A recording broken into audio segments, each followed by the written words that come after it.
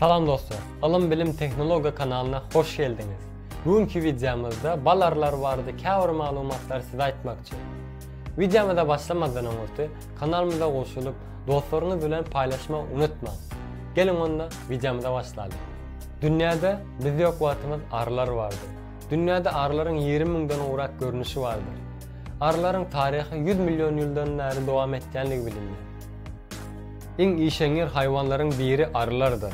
Ömrü boyunca bir çemşanın 12'de 1 bölüğüne yetken bal yasarlar. Arılar öz aralarında tans edip biri bilen düşünüşüp bilyerler. Bir bal arısı gözlep tapan İmit çeşmesinin yerleşen yerini tans edip beylekeleri düşündürür. Bir petekte 30-100 aralığında arı yaşap biler. Bal arıları kanatlarını gatulu tizlik bilen çarpyarlar.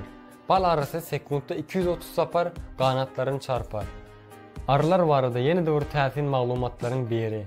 Dine ene arılar çok bilyandirler. Çünkü dine ene arıların dikenleri vardır.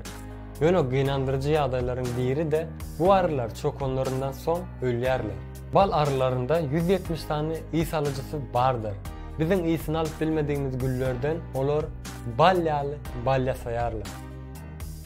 Arılar birini ne edip tanıyarlar? Elbette isleri bilen. Onların hersinin özüne ayrıtın bir isleri vardır. İnsanların en yakın dostudur arılar. Çünkü insanın yiyen imitini döretken yeketek candardır. Arılar kış aylarında keteklerinden çıkmazlar ve yazda toplan balların yiyip yaşamana devam ederler. Şa ayağını ve özlerini yeli tutmak için berk bir şekilde özlerini sararlar. Bal arılarının 6 ayağı, 2 yanaşık gözleri ve ayrı 3 tane gözleri vardır. Bunun yanında 2 cıvıt kanatları hem vardır. Bal arısının injenerçilik təsirligi. Arı öcüğünün divarlarının kalınlığı milimetrin 10'da birinden azdır. Yönü öz ağrımından yüzlerce esip balı götürüp bilyendir. New York Devlet Üniversitesi'nin biyologlarının barlaqları boyunca geçirilen gözlemlerine göre yüzlerce arı keteğinin gerilisinde içeride ve dışarıda kanatlarını kakyarlar. Sebebi hapa hovanın kanatlarından ayırmak için ve içerideki hapa hovaları hem çıkarıp yerine arasa hova salyarlar.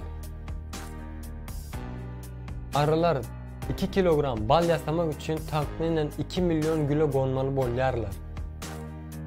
Umuman alanında arılar 2 kilogram bal öndürmek için yer bilen ayın ağırlığına denk olan aralığı geçerler. Bal arıları belki arıların polen yığınan gülüne barıp konmalığı için gülü elektrik meydanı bilen örtüyer. Bedenindeki elektroreseptörlerin kömegi bilen bu izleri görüyen ve duyan belki arılar bu güllere konmayarlar ve şeylelik bilen vakti ve gücü kazanırlar.